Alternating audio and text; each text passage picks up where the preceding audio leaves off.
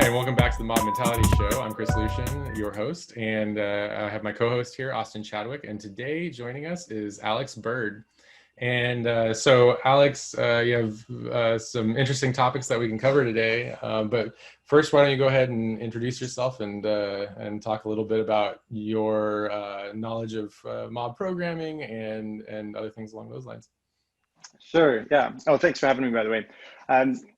So graduated software engineering from University of Calgary pretty recently. 4 years ago, I graduated. I'm pretty green. I really want to solve interesting technical problems, but the team tends to be the hard part. So I've invested a lot of my own time and energy in learning about collaboration techniques and how to get the team working better, mostly because I just want to get to the fun technical stuff. So as a result, I've spent a lot of energy learning about mob programming and other collaboration techniques. It's a trap. Yeah, I've had various people say, oh, do you want to go into management? No, I just want our team to be strong so I can build fun stuff.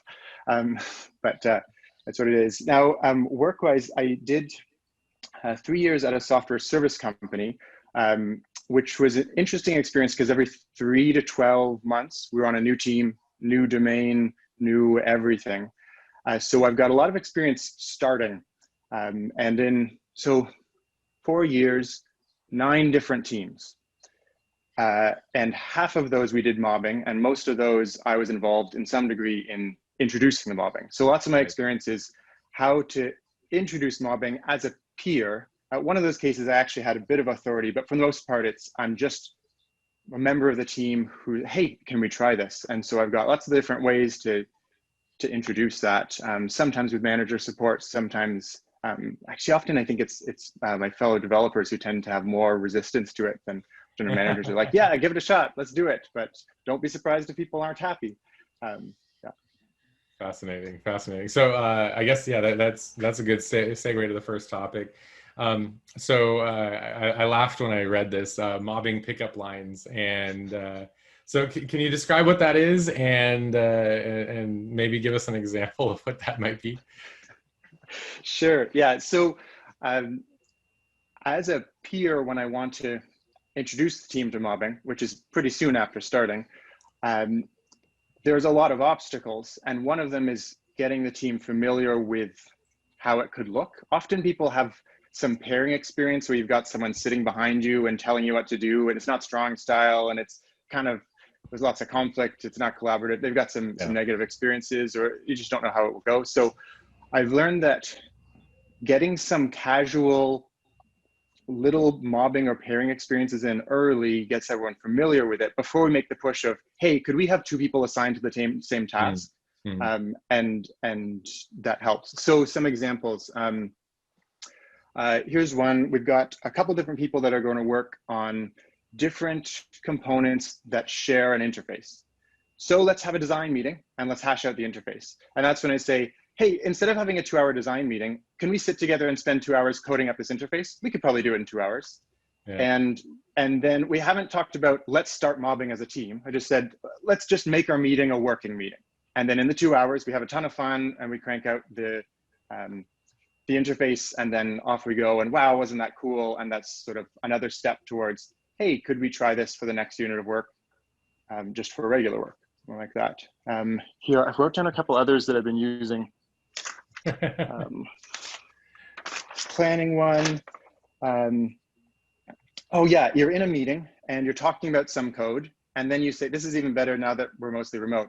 Hey, could we pull that up and look at it together? And then you just slide the planning meeting into a working meeting. Sure. Why don't we just look at that? And the other one is, you've finished your meeting, someone's taken some action items, and then you say, could we write some meeting notes together? So this, you're not going to be mobbing programming, you're mobbing on the meeting notes.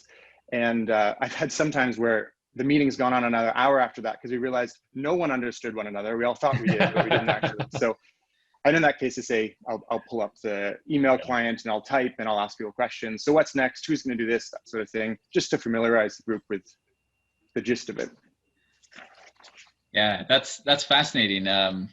Yeah, I mean, and that's really casual, right, and conversational, right? Like there's nothing scary necessarily about that. And so I think that has a lot of advantages. So I guess I can see how that would happen, right? So let's maybe role play a little bit here. So like, hey, let's pull up the interface and let's write it together.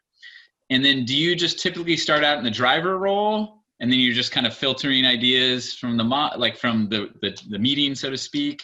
How do you usually transition into like what's the first mobbing pattern you use typically, or how does that go? Sure.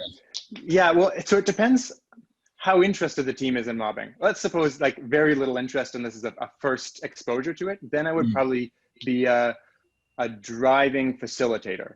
So they haven't learned how to shut up and listen, but I have. So I will shut up even though I want to share things. And so I'm at the keyboard and I'm asking the questions.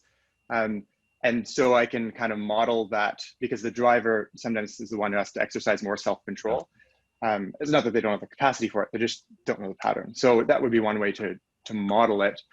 But it's maybe more fun when we've already talked about it as a team. There's an interest in, let's explore this. It's just not right for us at this point, but it would be cool to do it, that sort of thing. And then I might take 5 minutes and really casually say, hey, when I've done this thing in the past, I've found it helpful to do something called strong style, where you have, for an idea to get into the computer, it has to go through someone else's hands. Or one of the things I found really works is we set a goal for 25 minutes and we do it, and then we'll have a talk about what our format's like and we'll do some tweaks. So strong style pairing or Mobador or these different techniques. I avoid the jargon and just say, hey, something that's worked for me, are you interested in trying this time? And sampling little things like that. And often these things that I found are really effective, teammates love them as well. Wow, those like discipline, break taking and short goals, that like, what a productive afternoon. Yeah. And then away we go, right? I've done the sell. Yeah, and I think I've seen that a lot, where it sounds more intimidating than it actually is, I think, first of all. And then I think also on the driving facilitator piece, I also think I've run into situations where people have been maybe uncomfortable even typing in front of other people. And so removing that stress from the situation, it's funny because, people that are not experienced with mobbing, a lot of times they're more afraid of the driver role in both the, oh, people are going to watch me type and that's uncomfortable. And the, this idea that you have to come up with all the ideas now that you're driving or something like that. It's the opposite for any of it, really. And no one cares how fast you type because they're thinking about the solution, and you're not, the situation where people are uncomfortable or they have to think a lot is just not true as well, because you have this people telling you where to go and things like that. So that's an interesting observation. Yeah, and I think one thing I just noticed about it is this kind of driving facilitator role is modeling strong style right out the get-go, right? Where you're saying like, hey, I'm not doing my ideas, so that without them even knowing it, they're watching a good driver, so to speak, right? Who's not implementing his own ideas, asking the mob for help. And I find that's really cool. And one thing I've noticed is I've never heard that term driving facilitator before, but I think we've been doing that the last couple days or so. Basically, we have someone who's a learner in the mob, and we've done the My Turn for Learning. Go check out that episode, which was inspired by Alex Bird, because he wrote a mobbing pattern on that. So we did that for a while, and then the one we've been trying lately is basically one person's kind of the driving facilitator, but then that just leaves a ton of room for a new person to navigate a lot. And so it really helped in learning. I guess my follow-up question is, going from kind of like a tip or trick, pickup line, to what's your experience been in using it? Like, do some places you've been, it just kind of dies there and doesn't go anywhere? And some places where there's some people interested, but not everybody. How did it transition from, hey, we did an API together, to, hey, let's do this more often? Like, what was that transition like? Yeah. Often it goes well. I think most of I've got four 4 teams that I've done this with, right? So it's not a huge sample set, but most of those has turned into, we've got a regular pairing or mobbing practice afterwards. The one that it didn't is, and this is maybe a good segue to the next topic, talking about empathy. The one fellow was really, had a lot of concerns about the practice, which seemed at first to be logical in nature, but in the end turned out to be more personal and emotional in nature. And it was sort of a big block for him. And so in that team, we actually stopped. It wasn't worth the fight for me. It's too much emotional energy to push through it. But interestingly, I heard from that team 3 or so months later, and this fellow is now a major advocate for mob programming and is leading the team in mobbing. So he did come around eventually. So yeah, I guess that's 4 for 4 sooner or later. But there's a lot of follow-up, right? It's just it's the first step, but then you have to do the follow-up. Yeah, breaking the ice, so to speak. So do you, I guess when developing empathy around, the situation, I guess, is there anything that you do in particular to deconstruct the situation? So you talked a lot about diffusing tension, earlier. So, how do you tell when you need to diffuse the tension or establish more of a relationship with other people before doing this versus when do you just dive right in? Right. So from my experience, there's always debate before we start mobbing. That would be less efficient. And, but surely when we can parallelize, that would be better and whatever, the whole slew of healthy disagreement about it. And you present counter arguments and experiences and case studies. But the symptom I've seen is an argument against mobbing is presented. I calmly refute it. And it's not that he rejects my arguments or has some counter argument.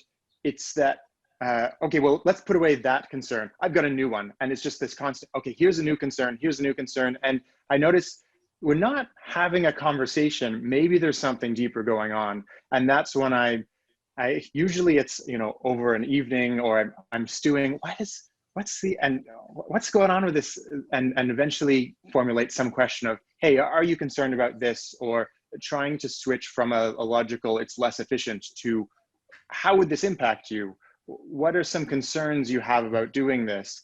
And there are things like, I don't want to tell my coworkers when I'm going pee. Or I like to multitask and that's how I feel efficient. If I'm doing this, I can't use my regular workflow. Or the other camp of, you've been in pairing or mobbing situations with bullies before and it's just been unpleasant and you don't want to repeat that process. Or you just really love your workflow. You come in the morning, you've got your meals sorted out, here's how I work, this is when I see people, this is when I don't, and you like it. And I'm arguing that we should do something completely different and change 8 hours of your day for the rest of your life. And it's disruptive. And so learning to ask questions of, how will this impact you? What are you worried about? Or could we try it for an afternoon and tell me what you think? And then you hold a little retro and, yeah, it's good, but like 2 hours is a lot. Maybe we should take some breaks, or just learning to listen and draw out the feedback of how this impacts me. Nice. So I think it's kind of like I easily get in this mode when I'm like, oh, I have an idea and I think it's a good idea. And then someone objects to it. And it's easy for me to escape into this mode where I ignore all body language. I ignore like everything that's going on, and all I hear is like the verbal words. And then I understand and I digest the verbal words, and I say, logically, here's the response, and then I give it back. You know what I mean? And I think to kind of like open up my eyes, so to speak, that are kind of closed, and to say like, hey, what if I were in this person's shoes? What would it be like to hear someone pitch something radical?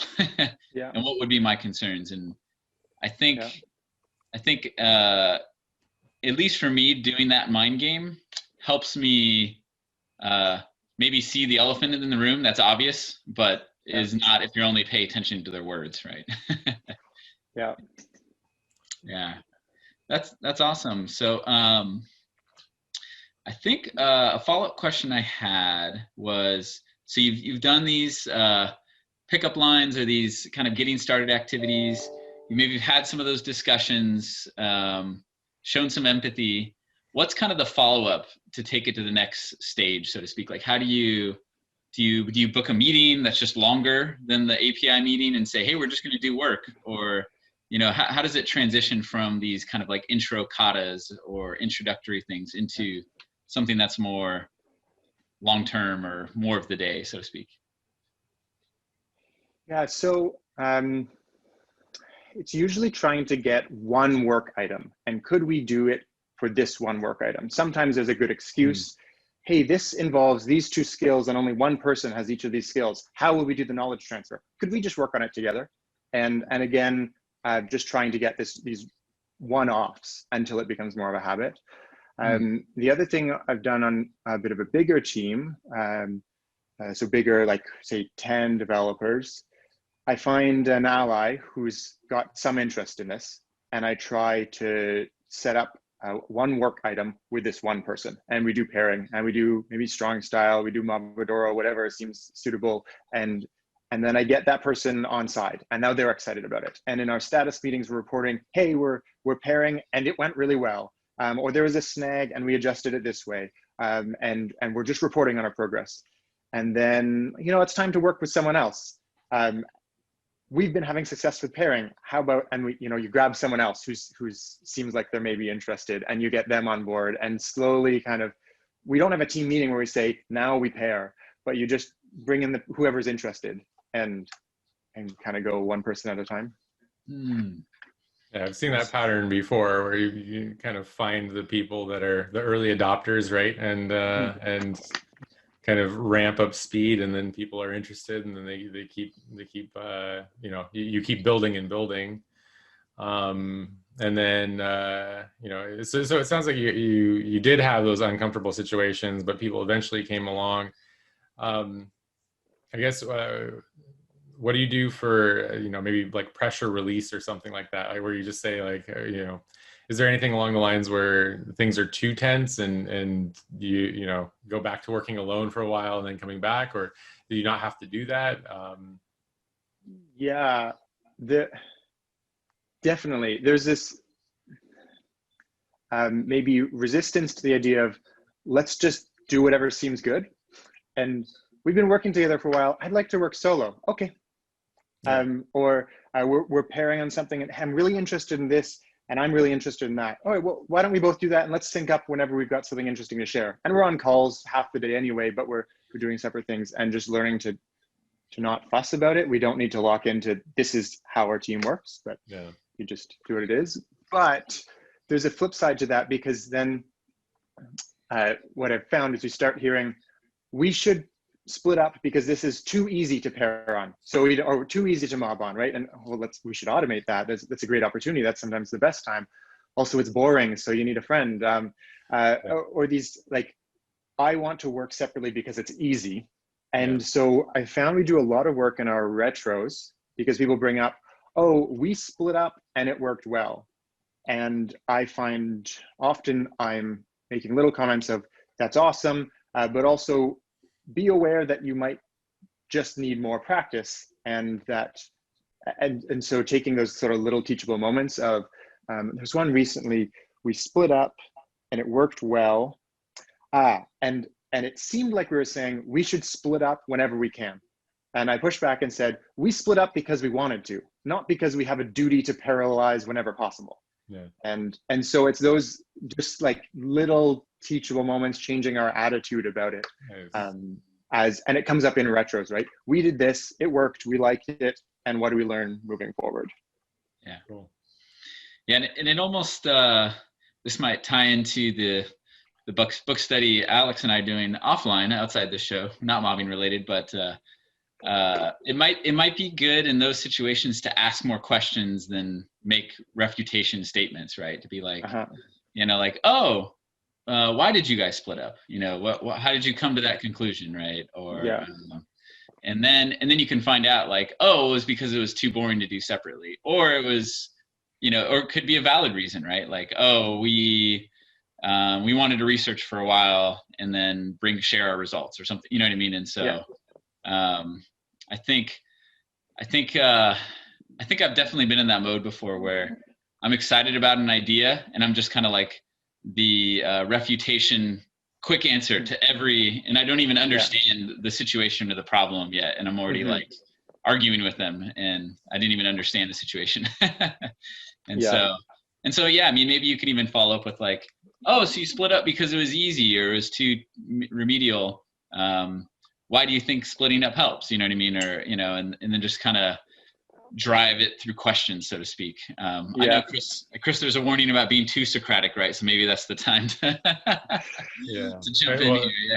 I mean, that's really, you know, so this is like an empathy thing, right? Because you just don't want to make sure that you're not putting people in a position where they feel like you're belittling them for not knowing the right thing, right? And there's a fine line there between being Socratic and then being kind of a jerk, right? And so, and just being aware of that line and reading the room and seeing people's body language and things like that. But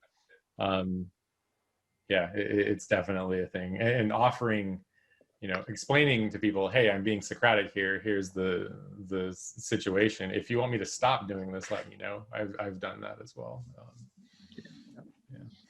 There's a technical term for it, but I'm not going to say it here. There's something about the mobbing community. We're used to talking about our like meta work. We're used to sharing it with each other, getting feedback on it. And if you're not used to working collaboratively, that's a very personal thing. And so these questions can help draw your teammates out and get them used to talking about, why did I choose to do one thing or another? Because usually it's just sort of I don't verbalize when I'm going to stop coding and start researching. I just do it. So I'm not used to thinking through, why did I do it? And so those questions can get people used to sharing that process. And that's kind of what we do. Why did I make that decision? Could we do it better? When I find that pattern in the future, what worked? And that sort of thing. Fantastic. I had a question that just kind of came to me. Can you walk through like some of maybe the technical realizations that the team had, or the successes that the teams had? So you know, the team had started mobbing repairing, you know, 4 different new teams being exposed to it for the first time. So like, what were some of the things that, you know, the tangible things that really convinced people to keep coming back? And what, I mean, was it technical in nature, or was there like something where, you know, it was obvious to the business that it was useful, or obvious to the developers that it was useful? Maybe you can talk about the successes that you had, or that the team had. Sure. Yeah, there's a couple. I mean, some of the earlier ones, this was a team that had a bug triage meeting every week. And the week we started mobbing, we had to cancel it because we didn't have any to triage. So that was a win. Other ones where you work for an afternoon, you look back on it and you realize that you hit 4 or 5 snags that anyone on their own would have taken a day on. But somebody said, here's the link to the, you know, copy paste this and it magically works. And we had like, so in an afternoon, we do something that someone would have been stuck on for a week because you see all those snags. And that's a real tangible thing. You know, you step out on the road and a bus comes by. Oh, I almost got hit, right? You finish the work, you go, oh, that was so close to derailing me for a week, but it didn't because I had other people. So you can, based on that, you know, you just do the math, right? So we had whatever, 4 of us for 4 hours versus me for 1 week. Well, this was whatever that is, half the time, a third of the time than if I was solo. But one of, I think, the most exciting things for me is noticing the emergence of refactoring patterns that spread throughout our team. So you have a specific type of technical debt, probably because the people who owned this code 4 years ago thought this was a good idea, and it's kind of throughout. And you work through in an afternoon or a day or two how to safely refactor that to something more maintainable. And that series of extract method, rename, extract delegate, whatever it is, that complicated set of refactorings that transforms this old pattern to something nice, you can't transmit that through a pull request. You don't see that set of moves. But when you're pairing with someone, you both did it. And so what we've found is these refactoring patterns are emerging because we've got these, three of us work together, two of us work together, a different three of us work together, and it just spreads from one to another really easily because we did it together. And so we're seeing an uptick in our code quality because we're getting good at maintaining this code. We're sharing patterns of refactoring. Nice. Yeah, and I think it's, that kind of thing definitely happens when you're long-term mobbing, but even in a short stint, so to speak. Like I remember one that stuck with me was when Chris joined our mob for a little bit, and I would have typically done a more OO type refactoring, and Chris was like, "Oh, let's try this," and it was a refactoring to was it a dictionary of functions, or no, it was like a function passed as an argument, which for me is something I do less often, but so that really stuck with me, just seeing it done once, where just seeing it on paper, it sounded scarier. Then it's like, oh, did you just do that? Oh, okay, that's not too bad, and so yeah, that's fantastic. So maybe we'll transition topics to the mob without teamwork anti-pattern, but I'll just share one learning that I got from this conversation so far, kind of a retro in the middle of the show here, is hearing from your experiences and then reflecting on mine. I think one thing that I see is, ask questions and maybe less arguing and just inviting people to mob with you or to pair with you, right? And then those who won't, and then those who will, it can start growing like you just said, and then it becomes less of a potentially abrasive argument, and it's more experience based, right? And so thank you for that. I think that was a good win for me. But to transition topics, mob without teamwork anti-pattern. So pitfalls to avoid when introducing mobbing. And so I think this one came up, you and I, Alex, were talking about it because you wrote a anti-pattern entry in Jay Bazuzzi's mob programming library. And so that's where I first read it. So go ahead and introduce this.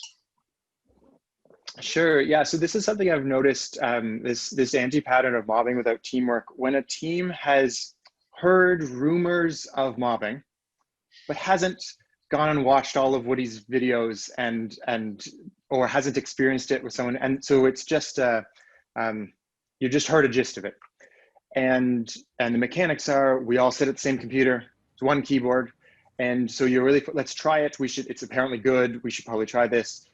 And you focus on the mechanics, but miss the essence of mobbing, which is continuously integrating our ideas and learning to be a team. So the sorts of team dynamics that have produced this anti-pattern, from what I've seen, are the teams that don't design together.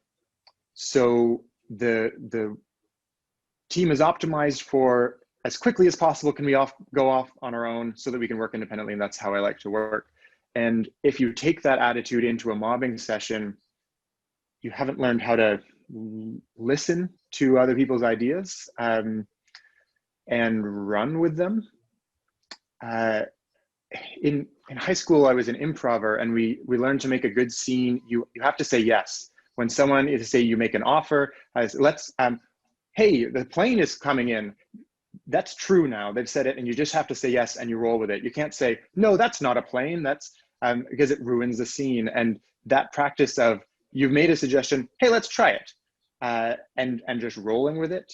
If you don't have that, then it's not really fun to mob, because why is no one listening to me? Or you're at your keyboard and you're like, this is all wrong, but I'm not supposed to talk now. Why would I be doing this? And it can be quite frustrating. I guess the summary there is, it's not about so much the actions as the collaboration. And that's a harder thing to change. It's a mindset shift, not a where do we sit and how many input devices are attached to our computer. Yeah, definitely. Yeah, and I think in the mobbing pattern, that's like the context, right? I think you also described it as like one person typing, 5 people checked out or something like that kind of situation. Yeah. So I think in this anti-pattern, you even had a suggestion for what to try next. Do you what were some of those things to try if you're in this, if you observe this anti-pattern happening? Yeah, so the one-line answer is anything you could possibly do to increase teamwork. And that might not even involve mobbing. That could be, could we all have a whiteboarding session where we build this together and listen to each other's ideas and grow on them? Oh, I like that part of what you said, but this needs to change, and just learning teamwork. And you know, do you have someone who's skilled at teamwork that can lead a workshop with you? Is someone willing to facilitate this? Can it be something discussed in retros? Just learn how to share ideas and be a team. But then specifically thinking about mobbing, a strong style pairing or strong style is a big one that the driver's not coming up with the ideas, because if you're mobbing without teamwork and you don't do strong style, you end up with the driver says, oh, wait, just a sec. 10 minutes, right? And so you sort of need those hard rules to train you out of that, and maybe you relax them later once you've figured it out. But then the biggest one, I think, is Pomodoro, which, if you're not familiar with it, it's you work in 25-minute chunks. It's inspired by Pomodoro.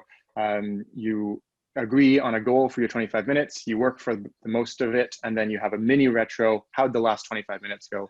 And this was suggested to me. I was reaching out to the mobbing community for help when a particular dynamic was challenging, and we found it was just gave us superpowers at changing the format of our mobbing to be more effective. So we got down to, so we learned if we work 2 hours without a break, then we're still good, but 2.5, we all stop thinking. So we had it down to, we can do at most 2 hours, and then we have to take a break because we tried it. Oh, what if we just did 5? Nope, we're all, because we do our retro, how are we doing? Oh, I'm so out of it. I can't think straight. And so these working in small 25-minute chunks lets you learn how to be a team. Hey, I felt excluded, or when you typed that thing in the Git command, I was totally lost, or those sorts of things. And you can figure out what ways we're not being a team and then fix them. That's cool. That's cool. So I've had a lot of benefit from Pomodoro as well, but I guess to get real practical, how do you, sometimes I feel like I'm breaking the flow to break that often, or to retro that often, or that kind of thing. What techniques do you have to make it not so awkward? Because let's say in the first 5 minutes we're kind of floundering around, then 15 minutes in we're rolling. You know what I mean? And like someone has an idea and we're halfway through implementing it. Do you still honor that kind of Pomodoro break, or you know, how do you operate in those kind of situations? Do you have a tool that facilitates it, or yeah? Yeah, so the one team I was on that we loved Pomodoros. All 3 of us were very, like, we write work logs. We're very orderly thinkers. We like to have processes. So it was not a hard sell for us. But even then, it took, I would say, probably 2 or 3 days before we really got into it. So there's a bit of it where it just takes practice, right? You learn to split your tasks into really small attainable chunks so that you can get into the flow quickly. And so it comes with practice. But then with other teammates who aren't excited by process, it hasn't really stuck. So I think there's maybe everyone needs to be on board and committed to it, and you need to practice a bit to really get it. Or you have a facilitator who's willing to like stop everyone. I found generally people are receptive when I say, oh, that's time, let's stop and do a retro, but it just gets tiresome to always be the one watching the clock and doing that. So we haven't really stuck through and made it a practice. We just like it every time we do it and say we should do that more. But nice. Yeah, I've seen that work really well, especially if you keep it lightweight, right? It doesn't really break the flow if it's kind of like today we had like our little mini retro and there wasn't much to say, so we're just like, okay, let's get back to work, you know what I mean? And I guess that's a good state to be in, right? But even if it's like, hey, I'm breaking the flow to do the little Mobadero thing, and someone's like, hey, I was actually in the flow, let's not stop. I'll be like, okay, great, let's keep going. You know what I mean? So there's no need to be like iron fisted about it, right? You know? Yeah. So that's interesting. You said after the Mobadero, or sorry, after the retro, we go back to work. So you don't do the forced break? So yeah, what happened is the break, it was actually right before this. So it was right before lunch. And so we gave ourselves like 5-10 minutes for the retro discussion, and there wasn't much to say. And so we worked for another 5 minutes before lunch, essentially. Sure. Okay, I gotcha. But yeah, in your regular flow, you do after the 25 minutes, you take 5 minutes and you step away from the desk. Is that right? Yeah. Ours are usually like 90 minutes or something like that is kind of where we're at right now. But yeah. Oh, wow. So it's 90 minutes without pausing, and then you take a bit of a longer break? Yes. Yeah. So that's currently what we've been up to. So and I'm on the completely opposite end. I get anxious on breaks, and so like my anxiety level builds while we're on the break, because all I want to do is think about the code. And so I very frequently am like, God, there's another break. and so it drives me crazy, but I always honor it, and I go and do something else. I'll usually work on a separate project, automating something else on my own, and do that on my own during a break. But it is very hard for me to take the break, and it's fascinating. But anyway, I don't know. It's just funny because it does seem to help almost everyone. Yeah. And that's the great thing about all this, right? There is no one size fits all for any mob or any person or any team. And so you experiment and figure out what's work, right? So if you're Chris Lucian and you're with the team that loves the break, then you have to engage your mind in something else, or else you'll go crazy, right? Yeah. So, but let's say you're on a team, you're on a team with like 3 out of 5 being Chris Lucian styles, then maybe you make the breaks longer, or you know what I mean? I think that's how we got to the 90-minute thing. Is I was like, oh, there's this Mobadero thing. Let's try it out. And I forgot who it was I was with at the time. It was kind of like, this is way too soon. I'm in the middle of thinking about this problem. I don't want to stop yet. And I was like, okay, let's extend it. And then I think it's just been extended ever since. So yeah. So yeah. Have you read the article about I tried baseball and it didn't work? No, but it's this group heard about baseball, they tried it, and it was terrible. It didn't work at all. But of course, they didn't have a baseball bat, so they used a zucchini, and they didn't have whatever. So they the game they were playing was not baseball, and it didn't work. And this is a commentary, and probably I tried TDD and it didn't work, or I tried whatever it is. All of these, I tried it and it didn't work. And so I usually push back on my team when it's when the initial instinct is, but for us, we need something different. But Mobadero doesn't say choose a time. They say 25 minutes, and there's a reason for that. So I usually say, well, let's try it for a while, and then see if it works. Because if you customize it right away, you never really tried it. You just tried something inspired by it. Yeah. No, I mean, it's the teams. I work on multiple teams often, and most of the teams I work with have either Mobadoros or some variation on Mobadoros. You know, personally, when I tried working with Pomodoros just by myself, it also drove me crazy. Like, I often will do 4 hours of work and then stop, and things like that. Like, but for whatever reason, what I feel my natural time span is definitely not 25 minutes. But that's okay. Like, it's not, you know, and a lot of the times I'll be like, hey, you know, it's not a big deal. And things like that. So you know, it's okay to not be okay with things, and but yeah, the Pomodoro thing is very interesting, because I definitely have a visceral reaction to it, and I don't know why, but I'm very analytical with it, and I don't I try and be objective and not try and let it bother me.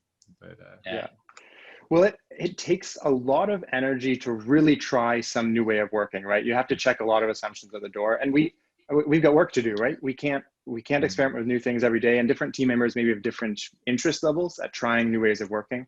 Yeah. And depending how much you like routine, it's probably more or less exhausting for you to totally change up the way you work. So I qualify my statement of, if you haven't tried it for a while, you haven't tried it with, and you don't have to try it. That's okay. Yeah. And I think so another takeaway I'm getting from this today is, I think I too easily am maybe a people pleaser in some regard. Like, I was like, oh, we tried it for 5 minutes and you don't like it. Okay, we can stop. It's okay. You know what I mean? Like, where it's kind of, at least to ask the question like, hey, trying any new thing is hard. And maybe even use your, I tried baseball and it didn't work example, right? Yeah, I think that's quite a fascinating example. And saying like, can we try it for the morning or the day, or you know what I mean, in some extended period of time where you've really tried it, and then we can totally, throw it out the window after that, you know what I mean? But as opposed to not really trying it. So I think that's, maybe it takes some courage to ask that second level question, but it's a good thing to do, because if you only try something for 5 minutes, and almost everything's going to be uncomfortable. So basically you're guaranteed that you're never going to do anything new. Yeah. And so it's gotta be something different than that. So thank you for that. One of my coworkers, this was the team I joined and they already did mobbing, and he was very against mobbing, but worked with someone who was convinced it was amazing. And so what he said to himself was, to prove that mobbing is silly, I need to fully try it for a little while. And of course, now he mobs full time.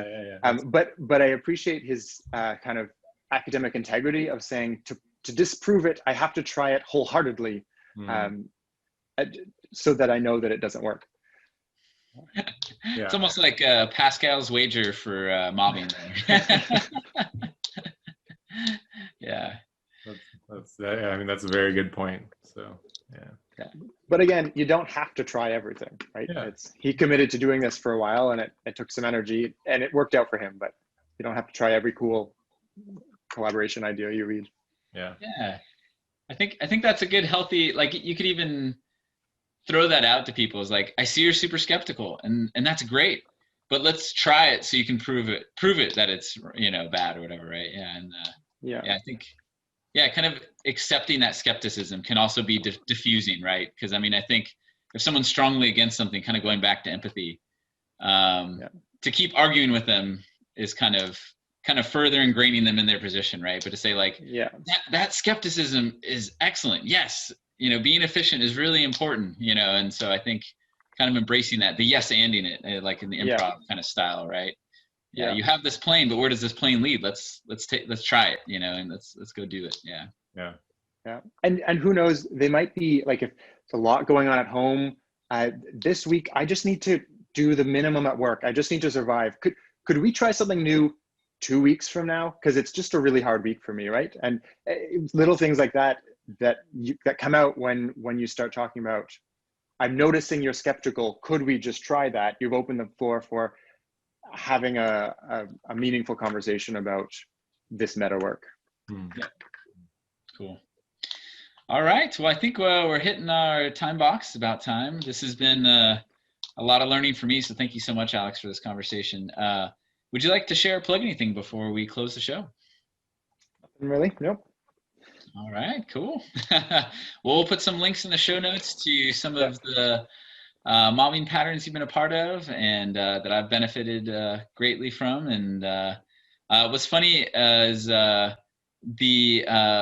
episode we did on My Turn for Learning, which was one of the patterns you wrote, that one has come back several times from people who were like, oh, I watched this, and then I shared it with my team, and they love it. You know what I mean? And so, that's awesome. So that's really cool. And I think, weren't you sharing with your team who you came up with it with that happened, or? Yes. Yeah. This is the three of us who love Mobadoros, and actually that pattern came out of the Mobadoros because we learned the one fellow was just feeling frustrated, and it came out through these mini retros. But yeah, I showed that with them, and they got a kick out of that. So. Yeah, it was helpful to others too. It's just fun to see good stuff spreading around. So thank you for being a part of the community and doing that. And with that, like and subscribe, and please share this video with someone thinking about introducing mobbing somewhere and learning how to show empathy in that situation. Yeah, we'd love your feedback, comments, and more, suggestions for topics or people to have on the show. So until next time, mob well, and see you later. Bye, everybody. Thank you.